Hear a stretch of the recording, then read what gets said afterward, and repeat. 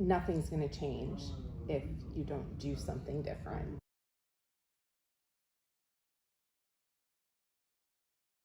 So bring me back to joining Flight. What was daily life like for you? I'd gained a lot of weight, so I was very out of shape, and just simple tasks were difficult for me. Doing a sink full of dishes, I couldn't finish a sink full of dishes without sitting down and taking a break in between. Just because standing was difficult? Yeah. Okay. Let's shift gears a little bit. What made the idea of starting a gym routine or starting your fitness routine like a little bit scary? And I guess what helped you kind of overcome those fears to actually reaching out and saying, all right, I need some help? And I guess what helped you kind of commit yourself to saying, I'm going to do this now, and why? Well, for me, I kind of hit rock bottom. You had hit rock bottom? In regards to what? What does rock bottom mean to you? Well, my mom had been in a coma for several weeks. Mm-hmm. And after she died, I came back to Massachusetts, and that whole time period was very emotionally and physically exhausting. Just walking from the parking lot to the hospital, having to walk around the hospital, having to keep up with my brother's giant strides through the hospital. So when I came back, I was depressed, and I was unhappy with myself, and I just happened to see the ad at that point, and I thought, nothing's going to change if you don't do something different. Yeah. And for me, I'd always felt like I don't need a personal trainer. I know how to exercise. I've exercised my whole life until recently. Mm-hmm. But at that point, I thought maybe just getting someone to make me work out a couple of times a week, it would be something different, and maybe that'll make something better. So you mentioned you saw our ads. Have you seen ads before? Or do you think it just kind of was like right time, right place? You were in the mind where you're thinking about, I needed to make a change, and then this thing happened to pop up in front of you? I think for me, it was right time, right place. Yeah. I don't know that I'd seen any Flight ads before that. Yeah. But or other gym ads. Not on social media all that much. Yeah. I happened to be on social media waiting for my brother to post my mom's obituary, so it just happened to be in it more than normal. Seems like destiny. It does, doesn't it? Seems like destiny. So you mentioned, the dishes and, other daily tasks that kind of were uncomfortable or just, a little bit discouraging because they were difficult for you. When did you start to see that started to become a little bit easier for you, or maybe that some of the stuff that you were doing in here at Flight that it was kind of carrying over and making life a little bit easier? Or did you? Well, I don't know that there was a moment that I thought about that, but I think when I had originally decided to come here, it was just to get a little more mobile, to be a little healthier. Mm-hmm. And all I had done was added the 2 sessions a week, and within a month I'd lost 10 pounds, which I wasn't trying to do, but that was the first thing I noticed, that, hey, actually, I'd gotten to a point where I felt like I couldn't lose weight anymore. Mm-hmm. And it gave me some inspiration to be able to maybe... Yeah, to go a little more. So I know early on we obviously just had the connection, you and I, because we were doing personal training, but how did the atmosphere at Flight and the other coaches and the other people, the clients that come here, how do they help you feel kind of empowered on your journey, and how much of an impact did that have in terms of, feeling welcome and feeling, like you belong somewhere? I think in the beginning, the coaches were all very, very welcoming. I didn't interact with a lot of the other people, a lot of the members, just from the times that I'd come, and it was mostly the coaches that I was seeing. But even going back to just talking about some of the things that changed, one of the things I was doing early on when we were just doing the 2 sessions is I was adding in walking. And one of my goals was to be able to walk to the gym and walk home, and it's a half mile. And I did have to build up to that. I couldn't do it right away. It took a couple of months, I think, before I felt like I could get here and get home. And so when I would start doing those walks and I'd stop in, just maybe to sit down for a little bit before continuing on, just having the coaches say, hey, you're looking really great. And it was very encouraging and helpful. And then as I started coming here more and got a membership, started interacting more with the members, I found it is a very welcoming community. People encourage each other, and not as intimidating as what I thought it was going to be like. Yeah, because I remember early on, at least you were kind of like, when is the gym? I think we did our eval in the middle of the day. There's nobody here, and you're like, this is great. Can we always do this? And I was like, yeah, like this time's pretty good. We can usually meet during this time.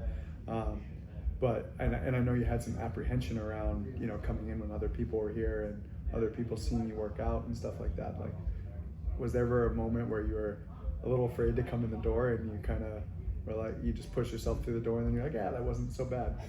Because I can't remember exactly when it was that you started adding the sessions in without me outside of that, doing some of the conditioning work. Yeah, I'd say that, even what I was adding in mostly the open gym where there weren't a lot of people. So it was probably a good year before I did one of the sessions, and I think that was because you went on vacation. Yeah. And that was a little intimidating, coming and sharing a spot with someone and trying to figure out what I was doing on my own. Yeah. But again, I found the coaches to be very helpful. Seemed to have the right mix of leaving me on my own and helping me when they're seeing things or being available when I have questions. That's great. Looking back now on like your whole journey, what are some things that you feel differently about? Things that physically and mentally that where you were then and where you kind of are now that we're kind of a little over 2 years into this transformation, this big journey, and, honestly a big turning point in your life. What are some things physically and mentally that have turned and changed for you? Well, definitely, physically I feel much better. I have a lot more capacity to do things than I did before. We talked about the walking. Now I can walk a couple of miles, and it's not. Yeah, you don't need a pit stop here and get a water break like you were before. But and climbing the stairs always hurts, just because my knees still always hurt.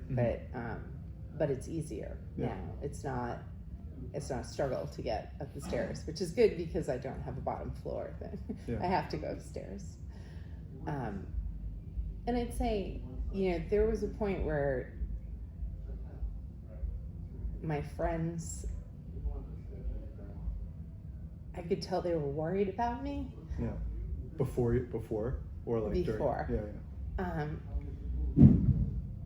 And not having them look at me like they were concerned about me. Yeah, that's nice. Nice, like mentally, not having that worry, not seeing it in their eyes. Yeah, because that can be kind of tough where you almost feel, not necessarily a burden, but you feel like they're concerned and you almost owe them something to make them not feel concerned, right?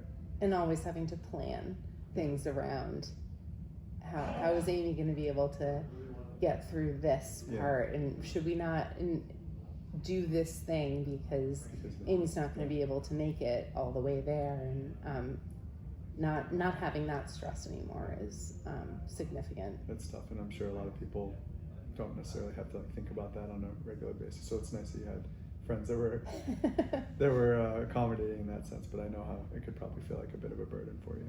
Someone who's watching this video right now, who feels like you did about 18 months ago, what would be your advice? What would you tell them in terms of mentality, where they could start? What would be your advice to that person? I'd say take the first step. If we're talking about someone that isn't already a member of the gym, just come and see what it's like. And for me, this gym is different than the sort of gyms that I grew up with.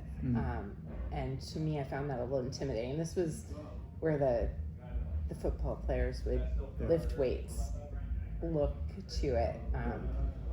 And it's actually, particularly being an older woman, it's very important, the weightlifting aspect, and yet we still do a lot of cardio work that, again, looking around the gym, I don't look at that as the same cardio work that I'm used to from people going and walking on the treadmill for 45 minutes or the elliptical. But it's still, I get a good cardio workout, I get a good weight training program, and I think everyone needs to be at the place where they're ready to take that step if they haven't done it in a long time. And for me, I was always very athletic growing up. I've worked out all of my life until I tore my ACLs and COVID.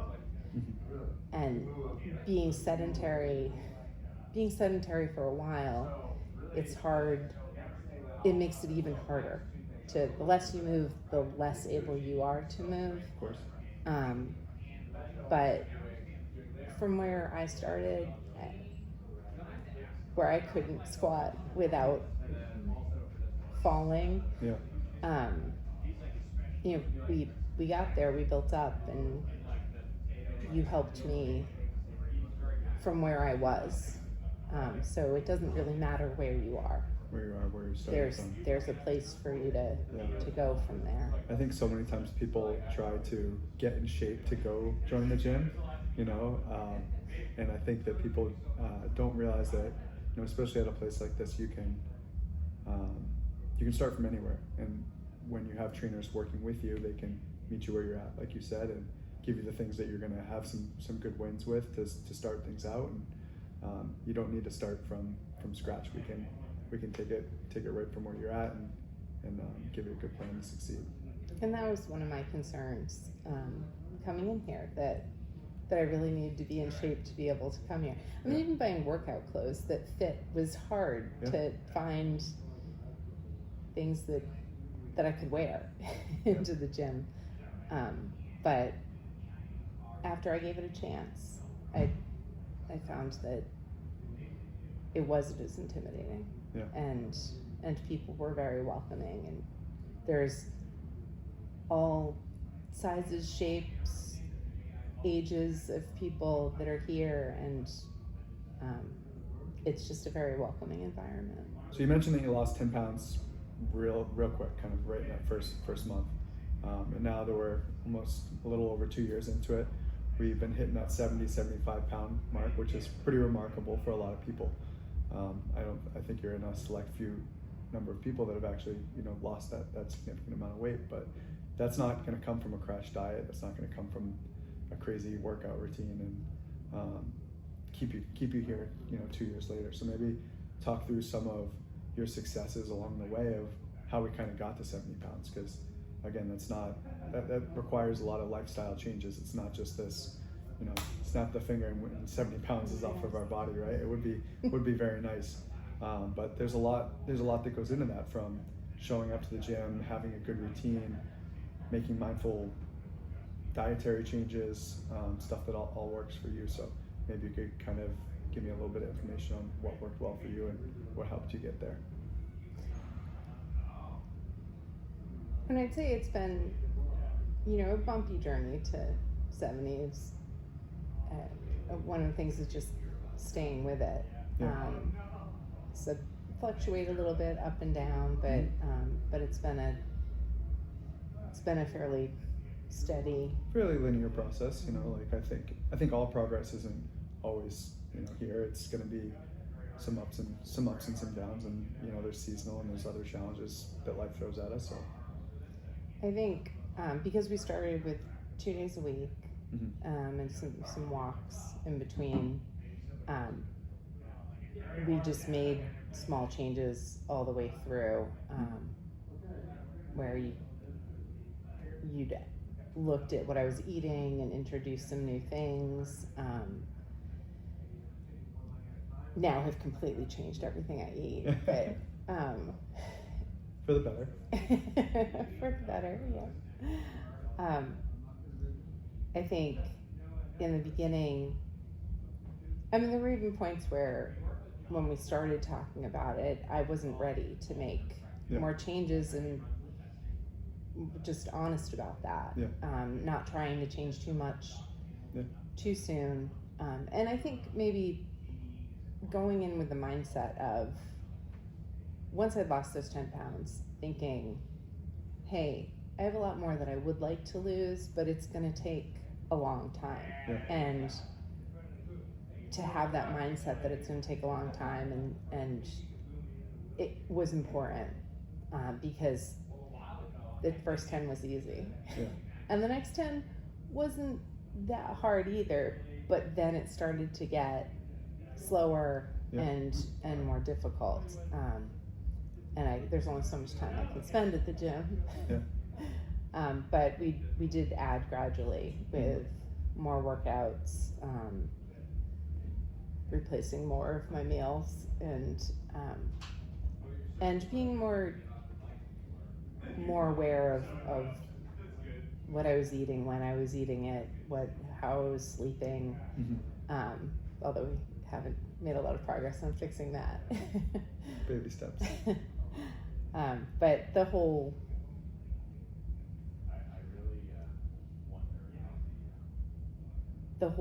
package of how everything affects everything with you, how your sleep affects how your body responds to things. And how quickly we can get into the red zone when we're not recovered. Yes. That's great. I mean, I think that kind of hits on just about everything that I think people need to kind of hear about, you know, your transformation and your journey. But, you know, I've said it 1,000 times, I'm very proud of you, and you've been doing a great job, and I'm hoping that, you know, this can inspire other people to make the step, the courageous step forward, and actually put their hand up and say, I'm ready to ask for help. I'm ready to prioritize myself. And, you know, I've said it 1,000 times, but I'm very proud of you for making that big step and going as far as you've gone, and making the progress that you've done. So I'm excited to see where we continue to bring this thing. Me too. Thank Can I have a you. hug?